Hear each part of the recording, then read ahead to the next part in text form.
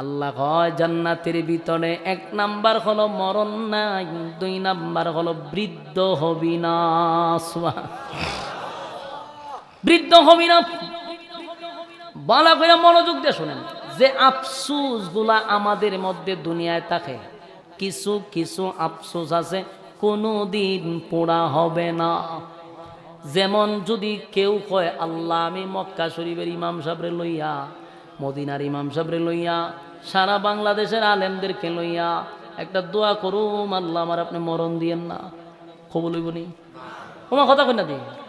মক্কার ইমাম সাহেব লইয়া সারা জীবন যদি দোয়া করে আল্লাহ মরণ দিয়েন না, মরণ দিয়েন না, বলুন তো দেখি এই দোয়া কি কবুল হইব? তার মানে কিছু আফসোস যতই চেষ্টা করেন কবুল হবে না। কেউ যদি দোয়া করে আল্লাহ আপনার কাছে দোয়া করি খাবার ইমামরে নিয়ে আমারে বৃদ্ধ বানায়েন না, এই দোয়া কবুল হইব? বল আল্লাহ আমার বয়স বাড়ায়েন না, এই দোয়া কবুল হইব? কিছু জিনিস দোয়া করলেও কবুল হবে না। যেই ব্যক্তিটা কালো কালো কালো কালো মানুষ যদি দোয়া করে আল্লাহ আমার আপনি সুন্দর বানায়া দেন, দোয়া কবুল হইব? কালো মানুষ কোনোদিন সুন্দর হয় না, কোনো মানুষ কোনোদিন যুবক থাকতে পারে না। কেউ যদি দোয়া করে আল্লাহ আমি 5 ফুট আমারে 7 ফুট বানায়া দেন, দোয়া কবুল হইব? খাটো মানুষ কোনোদিন লম্বা হয় না, কালো মানুষ কোনোদিন সুন্দর হয় না। এই দোয়াগুলি কোনোদিন কবুল হবে না, কবুল হবে না। আফসোস আমাদের ভিতরে থাকবে, কথা কয় না? আফসোসের শেষ নাই, আফসোস আর আফসোস। কোনো মানুষ বৃদ্ধ হতে চায় না, কালো হতে চায় না, সুন্দর হইতে চায়, কিন্তু কবুল হইব না। আল্লাহ কয় জান্নাতের ভিতরে ঢোকার পরে বান্দার কোনো আফসোস থাকবে না, সব পোড়া হবে। সুবহানাল্লাহ। দুনিয়ায় পোড়া হবে না, কিন্তু জান্নাতে পোড়া হবে। জান্নাতে সমস্ত আফসোস পোড়া হয়ে যাবে। 1 নাম্বার মরণ নাই, সুবহানাল্লাহ। 2 নাম্বার বৃদ্ধ হবেন না, বয়স হবে 32, কোনোদিন 33 হবে না, সুবহানাল্লাহ। বয়স বাড়বেও না, কমবেও না, বাড়বেও না, কমবেও না। কারণ জান্নাতের শুরু আছে কিন্তু কোনোদিন এটার শেষ নাই, তাই বয়স বাড়ার কোনো সিস্টেম নাই। 2 নাম্বার হলো কেউ খাটো থাকবে না, সব মানুষ হবে কমপক্ষে 60 হাত লম্বা, সুবহানাল্লাহ। কমপক্ষে 60 হাত লম্বা হবেন। আর কষ্ট আছে ভিতরে, 60 হাত লম্বা হবে। তারপরে আরেকটা আফসোস ছিল, কেউ যদি কালা থাকে তার মনের মধ্যে বড় কষ্ট, ঠিক নেই? কালো মানুষ কত ক্রিম মাখছে, সুন্দর হয় না। আল্লাহ হয় জান্নাতের ভিতরে কোনোদিন কালো থাকবি না, প্রত্যেকটা মানুষকে আমি ইউসুফ নবীর মতো সুন্দর বানায়া দিব।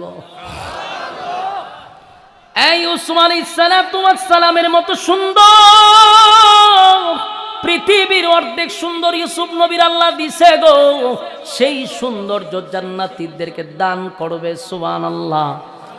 আল্লাহ বলেন লম্বা বানাইব আদম নবীর মতো, সুন্দর বানাইব ইউসুফ নবীর মতো। এবার আল্লাহ কয় কণ্ঠ দিব, কারণ সবার কণ্ঠ একরকম না। যার কণ্ঠ সুন্দর না তারও একটা কষ্ট আছে।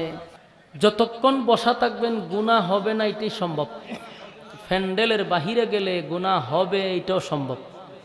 তাহলে আমরা গুনাহমুক্ত পরিবেশে আছি, ঠিক না? এই যে এখানে বসছেন, প্রত্যেকটা মানুষের সাথে শয়তান থাকে, এটা জানেন নি? আপনার সাথেও যেমন শয়তান থাকে, আমার সাথেও থাকে। প্রত্যেকটা মানুষের সাথে শয়তান আছে। তো এই সমস্ত মজলিসে শয়তানগুলি বসতে পারে না। তাহলে শয়তানগুলা যা কোথায়? আপনারা কি মনে হয় যে চলে গেছে? যায় নাই। প্রত্যেকটা মানুষের সাথে শয়তান থাকে। দিনই মজলিসে বসতে পারে না, কিন্তু আপনারা চাইরা সে যায়ও না। সে প্যান্ডেলের বাহিরে প্রত্যেকের সাথে শয়তান দাঁড়ায় আছে। ওখানে দাঁড়াইয়া আপনারে কন্ট্রোল করবে রিমোটের মাধ্যমে, আপনার দিলের সাথে তার কালেকশন। ওখান থেকে আপনার বিভিন্ন ধরনের ওয়াসওয়াসা ভিতরে তৈরি করবে, মনের মধ্যে বিভিন্ন কথা, বিভিন্ন ধারণা আনবে, আইনা আপনারা উড়ানোর চেষ্টা করবে। ফ্যান্ডেলের চতুর্দিক দিয়ে শয়তানগুলি দাঁড়ানো, তাই ফ্যান্ডেলের ভিতরে ঢুকতে পারে না। যখনই দেখবেন ফ্যান্ডেলের বাহিরে যে সমস্ত লোকগুলো হাঁটতেছে, এরার উপরে কিন্তু শয়তান ডাবলের ডাবল বর করে। কথা বুঝতেছেন? এর সাথে তো একটা আছেই, আর আপনার সাথে যেটি আছে সব ঠিক এর গাঢ় বর করে। এই জন্য দেখবেন হেডির কোনো শান্তি নাই, কতক্ষণ এই দোকানো যায়, কতক্ষণ এই দোকানো যায়, কতক্ষণ কেন কতক্ষণ দাঁড়ায় মহিলা ফ্যান্ডেলের কাছে গুড়গুড় গুড়গুড় গুড়গুড় করে। এই একটা দৌড়ের মধ্যে তার ভিতরে কোনো শান্তি নাই। আর শয়তান তো একটা না, কয়েকটা গিয়া বইছে গাঢ়, তো শান্তি হইব। দেখবেন এখানে কতক্ষণ যায়, 5 টাকার মজা খায়, তারপর এখানে যায়, আবার ওখানে যায়, আবার মহিলা ফ্যান্ডেলের কাছে যায়, ওখানটা চুপ পায়, ওখানটা দৌড়ায়। ভিতরে শান্তি নাই তো, অশান্তি আর অশান্তি, অশান্তি এর ভিতরে। কি করব কি না, কারণ শয়তানে একটা না কয়েকটা বর করছে গাঢ়। এই জন্য আপনারা বসছেন ভালো কথা, হই জ্ঞান তাইকা থেকে আপনারা ভিতরে কন্ট্রোল করতেছে যে হুজুরে খালি বয়ান শুরু করছে, অনেকক্ষণ করবো তো 2টা টান দিয়ে আর ফেরাইসা পড়ো, এরকম ভিতরে কিন্তু আপনার ভিতরে ভিতরে আসতে পারে। যেটি আমরা টান যারা দিয়া অভ্যস্ত, ভিতরে টান দিবার মন চাইব, আপনারা উড়াইতে পারে, বুঝবেন যে আপনারা ভর কইরা লাইছে। যদি মন চার আপনি উঠেন তাহলে কি বুঝবেন? ভর কইরা লাইছে। কথা কই না দি? এখন ফ্যান্ডলে যারা বসছেন, মোনাজাত পর্যন্ত আপনারা কেডা থাকবেন, এরকম একটা নিয়ত করেন যেত না? বলে হুজুর আমরা মোনাজাত পর্যন্ত একবারে ফাক্কা নিয়ত করছি, আমরা মোনাজাত পর্যন্ত থাকবো, একটু হাত তুলেন। এই যারা দাঁড়ায় হাত তুলেন, এই দাঁড়ায় যারা হাত তুলেন না, কা হাত তুলেন। এই বলে ইনশাআল্লাহ মোনাজাত পর্যন্ত। এই দিন তারা হাত তুলেন। এই যে কিছু মাথা ভাতলা টাইপের ফুলা ভান, এটি হাত তুলছে না, দেখছেন নি? হাত লামাই হ্যাঁ ইনশাআল্লাহ কয়, এরে 100টায় বর করছে। হ্যাঁ হাত তুলে, আমি সব দেখতাছি। হ্যাঁ চিন্তা করছেন নি, হেতে কিন্তু বর করে লাইছে তো হাত তুলে না। ওই দেন দেন থাকবি দেন।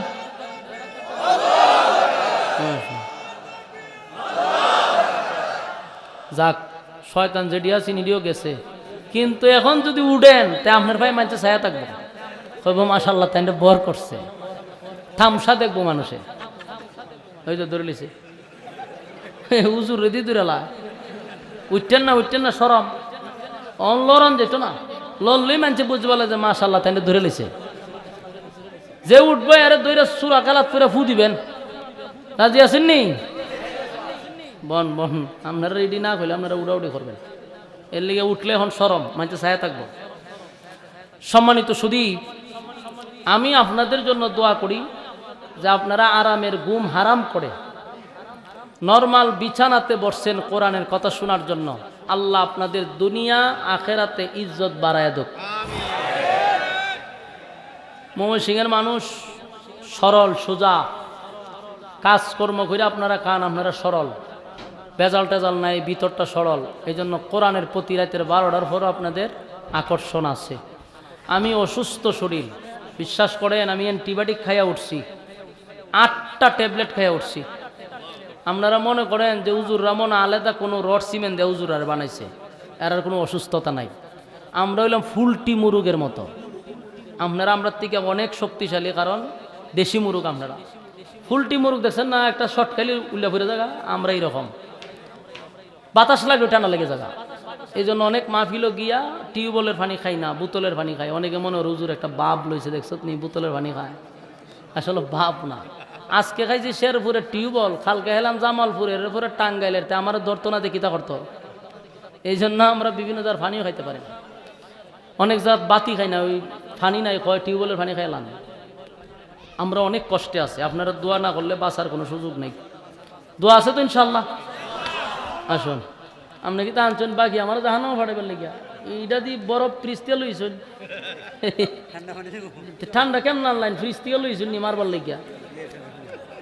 8টা ট্যাবলেট খাই উঠছি, এরপর হুজুর আমার ফ্রিজ দিয়ে পানি এনে দিছে, হুজুর মইরা যান গিয়া জনমের মতো, পানি আনেন গরম পানি। সম্মানিত সুধী, আমি কিন্তু আপনাদের সামনে সূরা কাহাফ এর শেষ অংশটুকু তেলাওয়াত করছি। এই আয়াতগুলি আমি আপনাদের সামনে তেলাওয়াত করছি। আয়াতে আল্লাহ কি বলছেন, কি বুঝাইছেন, আমরা বিস্তারিত কোরআন থেকে আলোচনা করব ইনশাআল্লাহ। যদি আমরা দিলের কান লাগাইয়া কথাগুলি শ্রবণ করি, তাহলে আমিও আশা করি আপনারা বাড়িতে নিয়ে যাইতে পারবেন আলোচনা। কোনো গিচ্ছা কাহিনী কাল্পনিক গল্প শোনার জন্য বসছেন? কথা শুনবেন কোরআন থেকে। আমার তেলাওয়াতকৃত আয়াতে আল্লাহ দুইটা শর্ত দিছে। বলুন শর্ত কয়টা? একটা সুসংবাদ, শর্ত দুইটা, সুসংবাদ একটা। কত বড় সুসংবাদ যে দিছে, যারার ভিতরে ঈমান আছে, ঈমানি জজবা আছে, একমাত্র তারাই আনন্দিত হবে শুনলে পড়ে। আল্লাহ বলেন দুই শর্তের বিনিময়ে তোমাদেরকে একটা সুসংবাদ দিলাম, আসুন আমরা সুসংবাদটা শুনি, তাহলে শর্তের উপরে আমরা আরো শক্তিশালী হব। সুসংবাদটা হইল আল্লাহ বলেন কানাত লাহুম জান্নাতুল ফিরদাউসি নুজুলা। আল্লাহ বলেন জান্নাত আছে 8টা, 8টা জান্নাতের মধ্যে সর্বোচ্চ ভিআইপি একটা জান্নাত আছে।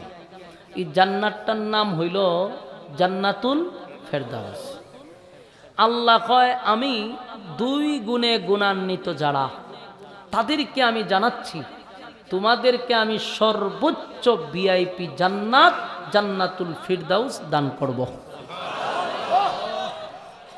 শুধু দান করব এখানে শেষ না, কইছে আমি মেহমান বানাবো। আল্লাহ আমরারে মেহমান বানাইলে আল্লাহ হবে মেজবান। মেহমান হলাম আমরা, মেজবান হইল আল্লাহ। কত বড় সুসংবাদ, সুবহানাল্লাহ। মেজবান বুঝেননি? মেজবান হইল আপনার ঘরে যদি আমি যাই তাহলে আমি মেহমান, আর আপনার ঘরে গেছি আপনি মেজবান। আমারে মেহমানদারি করানো আপনার জন্য সুন্নাহ। তাই যিনি করাবে তিনি মেজবান, যিনি যাবেন তিনি মেহমান। তাহলে আল্লাহ আমাদেরকে মেহমানদারি করাবে। সুবহানাল্লাহ। বলুন কয় গুণে গুণান্বিত? 2 গুণে গুণান্বিত। এখন আমাদের কাছে শর্তটা গুরুত্বপূর্ণ, যেহেতু 2 শর্ত মানলে আল্লাহ দিবে সর্বোচ্চ ভিআইপি জান্নাত। তাহলে আমরা 2টা শর্ত আগে শোনার চেষ্টা করি। 1 নাম্বার শর্ত হলো ইন্নাল্লাযীনা আমানু, তোমরা ঈমান আনো আমি আল্লাহর উপর। তাহলে 1ম নাম্বার শর্তটা কি? ঈমান। বলুন 7ম নাম্বার শর্ত কি? ঈমান। 2 নাম্বার হলো ওয়া আমিলুস সালিহাত, নেক আমল। তাহলে 1ম নাম্বার ঈমান, 2 নাম্বার হলো নেক আমল। কত সোজা না? হ্যাঁ, একেবারে সোজা। সোজা কি অস্তের সোজা। এখন সবাই জান্নাতি, আপনারা খালি ঢুকে যেতেন না, ঠিক না? কারণ এখানে যারা আছেন আমাদের সকলের দাবি হইল আমরা ইমানদার, ঠিক না? আর নেক আমল তো আপনারা করেন, তো 2 শর্ত তো মানছেন, তখন ঢুকেন না করে জান্নাত। জান্নাত জানগা, জান্নাত আপনার মামুর বাড়ি না, সাইলতি পাওয়া যায়। কি সহজ। ইমান আর নেক আমল, দাবি করছি ইমানদার, নেক আমল করতেছি, তো তখন জান্নাত ফাইলিছি। দেখি মামুর বাড়ির লাড্ডু এত সোজা না। আসুন ব্যাখ্যা যাই। সহজ তো শুনতে ইমান আর নেক আমল, কিন্তু এই ইমান কত প্রকার ও কি কি? ইমানের পরীক্ষা আছে, পরীক্ষা দিবেন, ফাঁস করবেন, এরপরে দাবি করলে ইমানদার। কথা কই না দি, দাবি হলে ইমানদার। তাহলে আসেন দাবি কারা কারা করে আমি একটা একটা একটা করে শোনায় দিই। আপনারা শেরপুর ইমামবাড়ি, শুধু ইমামবাড়ি বলি, এই এলাকাতে বেনামাজি আসেনি? টাটকা বেনামাজি আসেনি? যারা ঈদের নামাজও পড়ে না। আচ্ছা, এরকম একটা আন্তর্জাতিক আন্তর্জাতিক আন্তর্জাতিক বেনামাজি যে ঈদের নামাজটাও পড়ে না। আপনি এরকম একটা লোকরে জিজ্ঞাসা করেন যে ভাই তোর ইমান আসেনি, সে কি বলবে? আছে বলবে না, বুক তাফা দিয়া কইব ইমান আছে মানে মানে তাফা দিয়া বলবে আমার ইমান আছে। আপনি যদি কোন বলে তুই দি বেনামাজি, নামাজ পড়স না, বলবে নামাজ না বলে কইতেছে ইমান আছে, লারা দিয়া কইব। তাহলে দাবির বেলা কি কোন অংশে কম আছে? এরও দাবি ইমানদার। আপনার এলাকাতে সুদ কুর আসেনি? সুদর টাকা লাগায়, লাভের টাকা তুই লেখায় না? এরম টাটকা একটা সুদ করে আপনি জিগায় যে তোর ইমান আসেনি, এও বুকতা ভা দিয়া কইব অবশ্যই ইমান আছে। সে কি নিজের বেঈমান দাবি করবো না ইমানদার? ফাঁকা ইমানদার। আপনার দেশে যদি জেনাপুর থাকে, এরও জিগায়েন কইব আমি ইমানদার। সাদাবাজি যে করে, মানুষের উপরে জুলুম যে করে, টেন্ডারবাজি যে করে, হেরও জিগায়েন, এও কইব আমি ইমানদার। নিজেরে কোনোদিন বেঈমান পরিচয় দিবে না।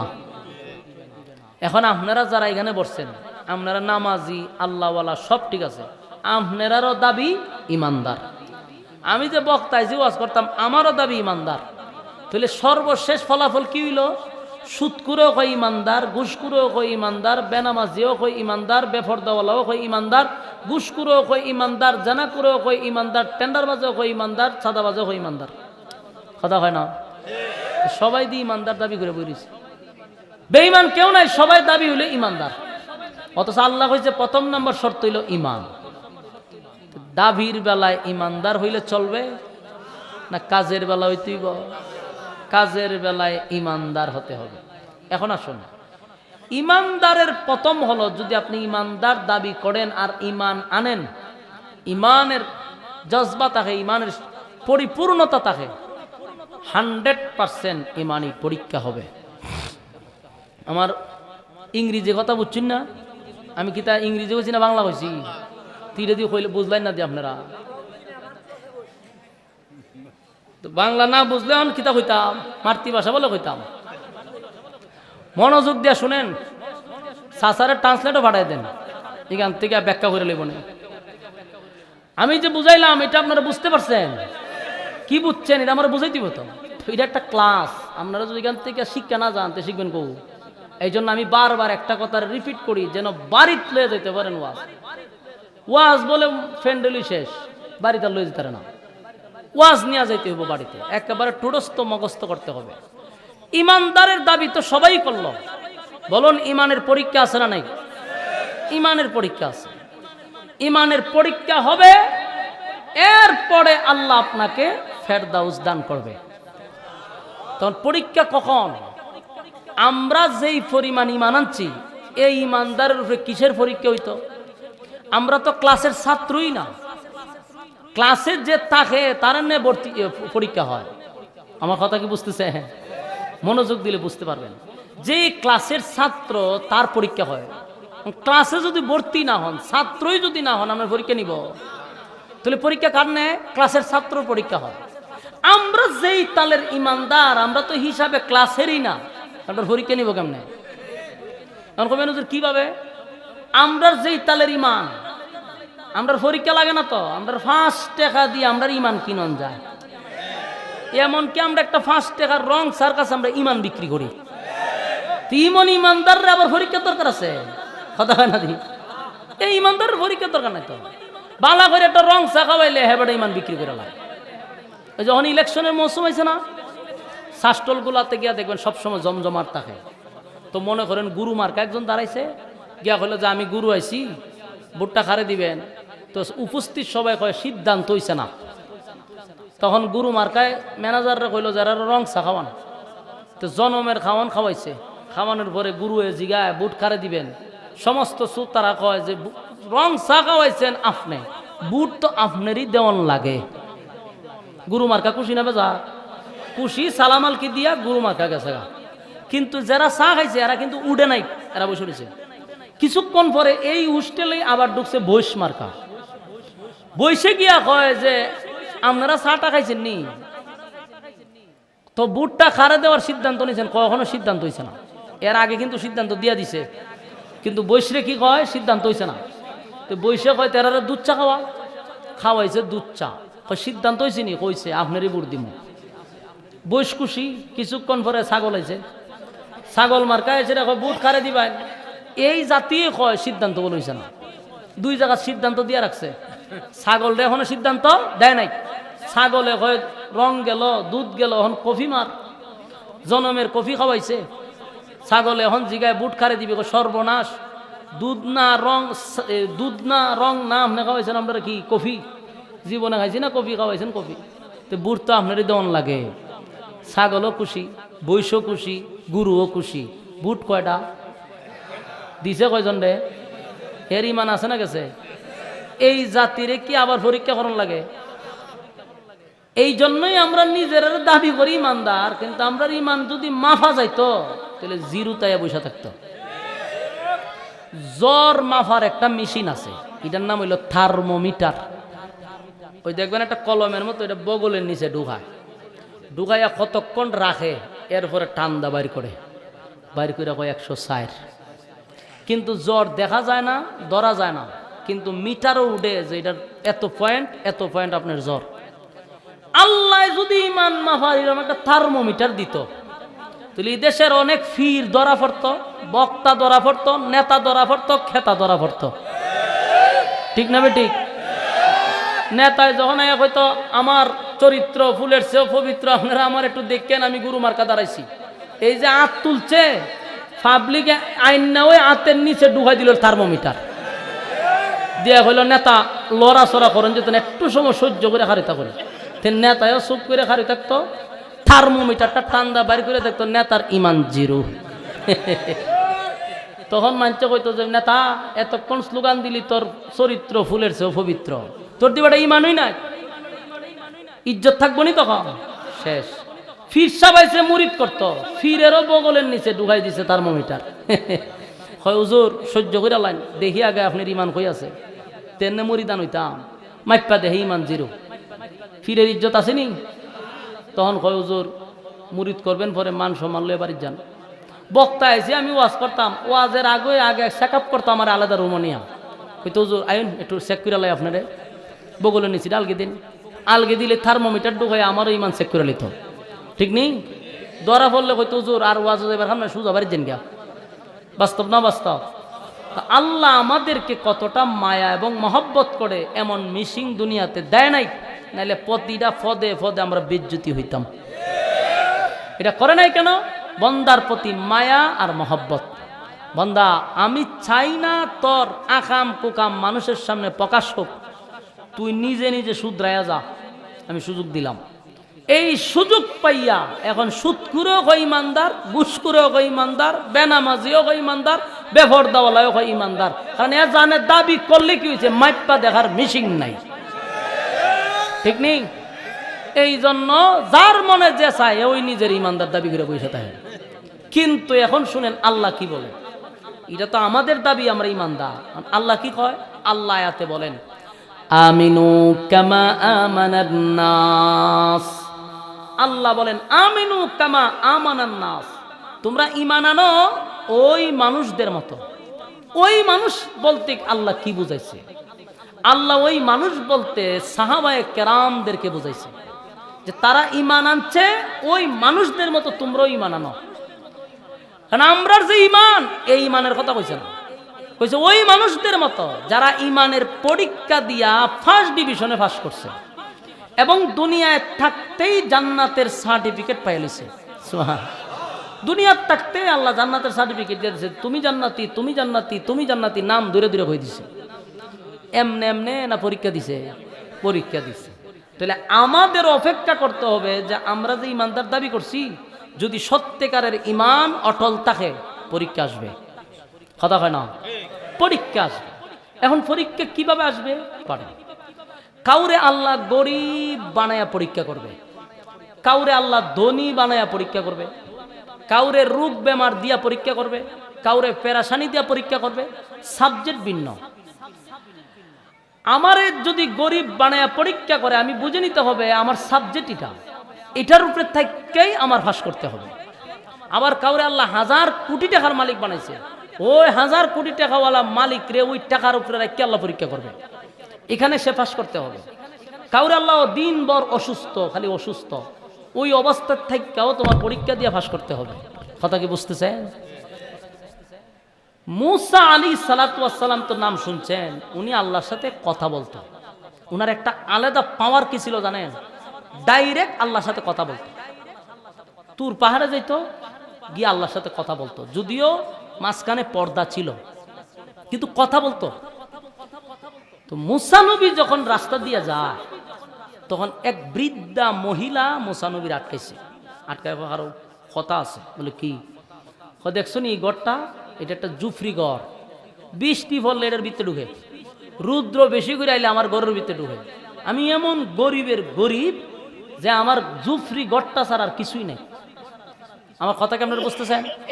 ওই একটু চাইলেন, একটু চাইলেন, ওই বর করছে যে 2-3 জন বর করে লেছে, এরা ফু দেন তাড়াতাড়ি, রাস্তাতে যারা ফু দেন, আস্তাগফিরুল্লাহ আলহামদুলিল্লাহ ফু দেন, আয়াতুল কুরসি পড়া। হ্যাঁ মনোযোগ দেন, বর কিন্তু করবো আরো কয়েকজন রে, এদিকে চান এদিকে চান। ওই যে শয়তান তো আপনাকে গুরুত্বপূর্ণ কথা শুনতে দিবে না, এই জন্য ওয়াসওয়াসা দিলে বুঝবেন যে বর করছে, বুগো ফু দিবেন। মনোযোগ দেন। আল্লাহ বলেন আমিনু কামা আমানান নাস, ঈমান আনো ওই মানুষদের মতো যারা ঈমানের পরীক্ষা দিছে। তো পরীক্ষা ভিন্ন ভিন্ন সাবজেক্টে হতে পারে। যেমন মুসা আলাইহিস সালাতু ওয়াস সালাম যখন তুর পাহাড়ে মালিকের সঙ্গে কথা বলতো, রাস্তার মধ্যে একজন বৃদ্ধা মহিলা মুসা নবীর আটকাইছে। এ মুসা পয়গম্বর, আমি জানি তুমি আল্লাহর সঙ্গে কথা বলতে তুর পাহাড়ে যাও, আমার ঘরটা একটু দেখে যাও। একটা জুফরি ঘরের ভিতরে আমি থাকি, আমি এত গরিব এত গরিব, আমি একবার খাইলে আর একবার খাইতে পারি না, আমার শরীরে কাপড় নাই, পেটে খাবার নাই। তুমি তোমার মালিকরে জিজ্ঞাসা করবা আমার মালিক কেন আমার এত গরিব বানাইল, এমন গরিব বানাইল, খাবার নাই, রৌদ্র আসলে আমার ঘরের ভিতরে ঢুকে, বৃষ্টি আসলে ঘরে পড়ে, খাবার নাই, পেটে খাবার নাই, শরীরে কাপড় নাই। আমার মালিকরে বলবা আমার যেন ধনী বানায়া দেয়, এত গরিব নাই, আমার কিছুই নাই। বলবানি তোমার মালিকের কাছে আসার সময় বলে বলবো। মুসা নবী সামনের দিকে যায়, গিয়া দেখে সামনে এক বড় লোক দাঁড়ায় আছে। প্রথম দেখা হয়েছে গরিবের সাথে, এখন হয়েছে বড় লোকের সাথে। এত ধনী এত ধনী এত ধনী, বড় লোক বেচারা ডাক দেয়া হয় মুসা পয়গম্বর, জানি তুর পাহাড়ে মালিকের সঙ্গে কথা বলতে যাবেন, আপনি আসার সময় আমার মালিকরে বলবেন আমার মালিক আমার এত ধন সম্পদ কেন দিল, এত সম্পদ কেন দিল। আমি যদি সম্পদের কারণে আমার মালিকরে ভুলে যাই গো, তাহলে এত সম্পদের আমার দরকার নাই। আমি যেন আমার মালিকরে না ভুলি, আমার এত সম্পদ দিছে এত সম্পদ দিছে, সম্পদের কারণে আমি যদি আমার মালিকের ইবাদত থেকে দূরে সরে যাই, আমি যদি আমার মালিকরে ভুলে যাই, আল্লাহরে বলবেন আল্লাহ যেন আমার ধন সম্পদ কমায়া দেয়। খেয়াল করবেন, প্রথম জনের আবদার হলো বানায়া দেওয়ার জন্য, দ্বিতীয় জনের আবদার হলো কমায়া দেওয়ার জন্য। দুইজনের অভিযোগ শুনে সামনে গেল, গিয়া দেখে চতুর্দিক দিয়া কেউ নাই, কে যেন চিৎকার দেয়। মুসা নবী আশপাশে তাকায়, কেউ নাই রে, কিন্তু আওয়াজ কোথার থেকে আসে। হঠাৎ করে নিচের দিকে তাকায়া দেখে মুসা নবীর পায়ের কাছে একটা লোক চিৎকার দিয়া বলতেছে মুসা পয়গম্বর, আমার হাত নাই, আমার পা নাই, হাতও নাই পাও নাই, ছোট্ট একটা বডি আমার শরীরে, আমি বসতেও পারি না, দাঁড়াইতেও পারি না, শুয়া শুয়া থাকতে হয়। কেউ খাওয়ায়া দিলে খাইতে পারি, আর কেউ যদি না খাওয়ায়া দেয় আমার পেটে খাবার পড়ে না। আপনি আমার মালিককে জিজ্ঞাসা করবেন আমার মালিক আমারে কেন বানাইছে, খালি এতটুকু জিগাইবেন।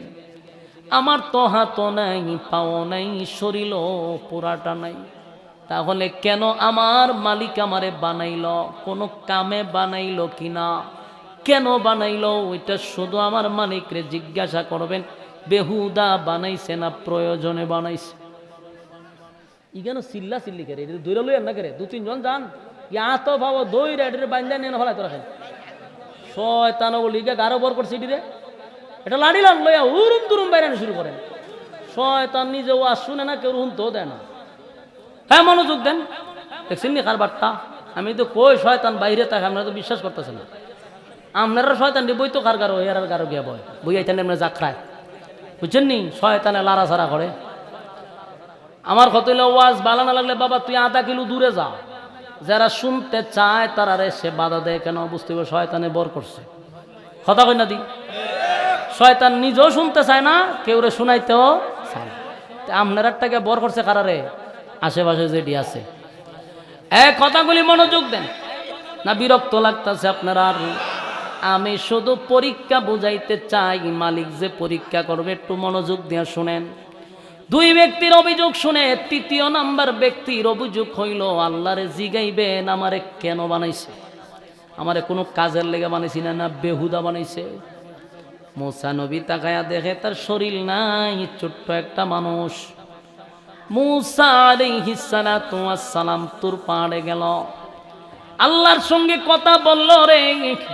কথা বলার এক পর্যায়ে তিন ব্যক্তির তিনটা অভিযোগ আল্লাহর কাছে পেশ করলো মুসা পয়গম্বর।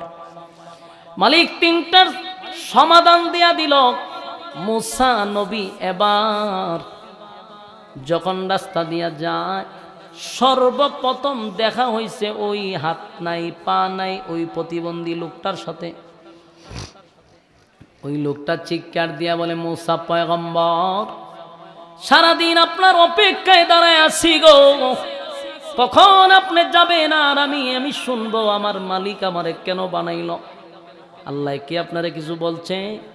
কেন আমারে বানাইছে, কোন কারণে বানাইছে, কোনো কাজের জন্য বানাইছে কিনা আমারে জানান। মুসা নবী বলেন, হ আল্লাহ কইছে। বলে কি কইছে? আল্লাহ কইছে জাহান্নামের ভিতরে ছোট্ট একটা গর্ত আছে, তোমার শরীরটা যত বড় গর্তটা তত বড়। এই গর্তটারে খাড়ার লেগিয়া বন্ধ করার লেগে তোমার বানাইছে। এখানে সুবহানাল্লাহ, কোন জায়গা কোনটা কইতে এটাও জানে না। বুঝছেন? বাপ মরে গেছে সুবহানাল্লাহ, বাপ মরে গেছে কি সুবহানাল্লাহ হওয়ার কথা না ইন্নালিল্লাহ হওয়ার কথা? তিরম ফেস লাগাই দিছে। আল্লাহ কইছে জাহান্নামের ভিতরে যেখানে আগুন গর্ত আছে, এই গর্তটা তোমার বডি অনুযায়ী যতটুক গর্তটা ততটুক। আল্লাহ কইছে তোমারে দিয়ে এই গর্তটা বরাট করব। এই কথা বলার পরে আমরা হইলে মুসা নবীরে দৌড়াইতাম, ঠিক নেই?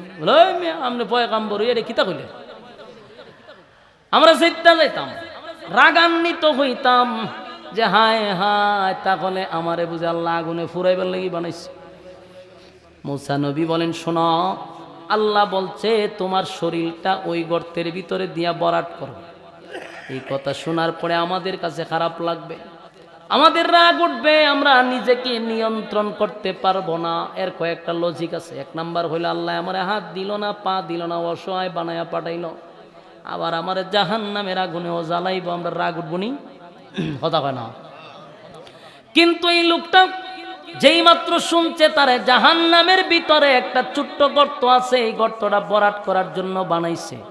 এই লোকটার তো হাত নাই পা নাই, কিন্তু নিচে তাইকে এমন লাফানি শুরু করছে, খুশিতে আনন্দে সে লাফাইতে থাকলো আর বলতে লাগলো, মুসা, আমি এতদিনে বুঝতে পারছি আমার মালিক আমারে বেহুদা বানায় নাই। আমার মালিক আমারে অনর্থক বানায় না, আমার মালিক আমারে বেহুদা বানায় নাই। আমার মালিক আমারে বানাইছে একটা কাজের জন্য। সুবহানাল্লাহ। আমার মালিক আমারে অনর্থক বানায় না, আমি বুঝতে পারছি মালিক আমারে বানাইলো যেভাবেই হোক আমার মালিকের প্রতি আমি খুশি, আমি খুশি, আমি খুশি, আমি খুশি। মালিক আমারে অনর্থক বানায় নাই, অকারণে বানায় নাই, নিষ্প্রয়োজনে বানাই নাই। খুশিতে সে লাফাইতে থাকলো, মালিকের প্রশংসা করতে লাগলো। আল্লাহ তাআলা তার এই আনন্দ আর প্রশংসা দেখা মুসা নবীরে কয়, মুসা রে, আমার বন্দার প্রতি খুশি হইয়া বন্দারে পরিপূর্ণ সুস্থতা দান করলাম। একটা জবান বন্ধ রাখবেন না, বলুন আল্লাহু আকবার। আমার মালিকের কত মায়া। মালিক বলে, বন্দা খুশি হয়েছে রে, যা পরিপূর্ণ সুস্থতা দান করলাম, পরিপূর্ণ সুস্থতা দান করলাম। আল্লাহ তাআলা তার হাত পা সব ঠিকঠাক টাকটাক করে একেবারে সুস্থ বানাইয়া তারে ছেড়ে দিছে। আনন্দের কারণে, মালিকের প্রশংসা করার কারণে আল্লাহ তারে পরিপূর্ণ সুস্থতা দান করছে। মুসা আলাইহিস সালাতু ওয়াস সালাম রাস্তা দিয়ে যখন সামনে যায়, বড় লোক সামনে পড়ছে, বড় লোক হাজার হাজার কোটি টাকার মালিক হয়ে গেছে। সম্পদের কারণে মালিকের গোলামি করতে পারে না। এত সম্পদ, এত সম্পদ, সে সম্পদ কমাইতে চায়। এ মুসা পয়গম্বর, গেছো তো আল্লাহর সঙ্গে কথা বলার জন্য, কথা বলার জন্য। বলছো নি আমার কথা?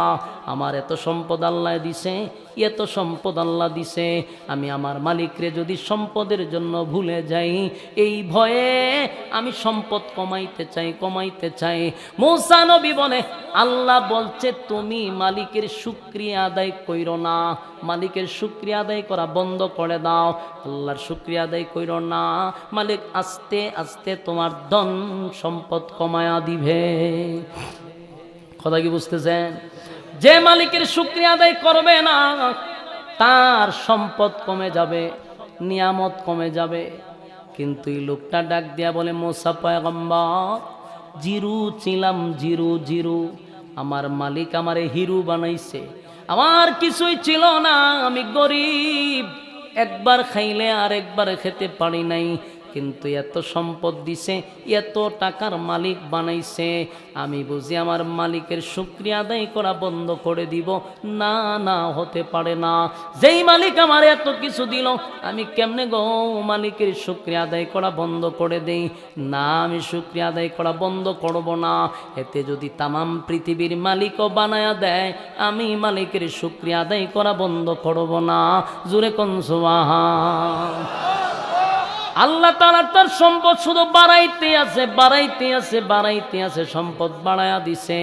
এবার মূসা নবীর সামনে যায়, ওই যে প্রথম যার সঙ্গে সাক্ষাৎ হইল, ওই বৃদ্ধা মহিলা দাঁড়ায় বলে, মূসা পয়গম্বর, সারাটা দিন ধরে রাস্তায় দাঁড়ায় আছি, আল্লাহর সঙ্গে কথা বলতে গেছো, কি তুমি কথা বললা?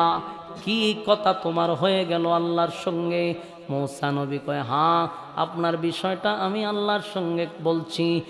মূসা পয়গম্বর, আমি গরিব, একবার খাইলে আর একবার খাইতে পারি না, আমার ছোট্ট একটা জুফরি ঘর, এই ঘরে ঘুমাইলে রুদ্র ঢুকে, বৃষ্টি আইলে বৃষ্টি পড়ে, আমার মালিকরে বলছ, আমার মালিক যেন আমারে ধনী বানায়া দেয়। মূসা নবী কইলাম তো। আল্লাহ কি কইল? আল্লাহ বলছে, তুমি বেশি মালিকের শুকরিয়া আদায় করবা, মালিকের শুকরিয়া আদায় করলে মালিক তোমার সম্পদ বাড়ায়া দিবে। আল্লাহর শুকরিয়া আদায় করলে আল্লাহ বাড়ায়া দেয়। এই মহিলা, তুমি বেশি করে মালিকের শুকরিয়া আদায় করো।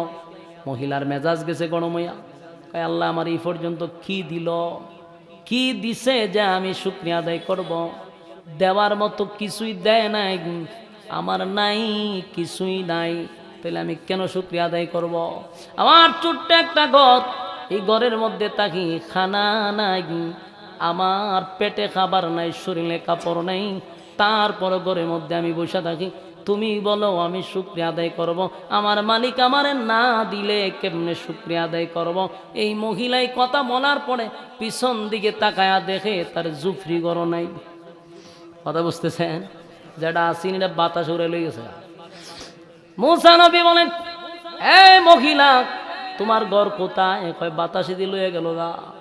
বলে, আগে কি আসিল? বলে, আগে ঘরটা আসিল, এখন আছে? বলে, না। তাহলে আগে যে আসিল, ওই ঘরের উপরে তাইখা শুকরিয়া আদায় করার দরকার ছিল। তাহলে বোঝা গেল, এই ঘটনাকে কেন্দ্র করে যেটা বোঝানো যায়, লা ইন শাকারতুম লা আযীদান্নাকুম ওয়া লা ইন কাফারতুম ইন্না আযাবি লাশাদীদ। যে শুকরিয়া আদায় করবে আল্লাহর নিয়ামত পাবে, শুকরিয়া আদায় করবে আল্লাহ তার নিয়ামত বাড়ায়া দিবে। আর নিয়ামত পাওয়ার পরে শুকরিয়া আদায় যে করে না, তার কাছ থেকে সিনায়া নেয়, সিনায়া নিয়েই শেষ না, ইন্না আযাবি লাশাদীদ, তারে মালিক আযাব আর গজব দেয়। কথা কি বুঝতেছেন? আমাদের সমাজের মানুষ অভাবে পড়লে দেখবেন মাঝে মধ্যে কয়, আল্লাহ কি খালি আমারই দেখছে আর কেউ দেখে না?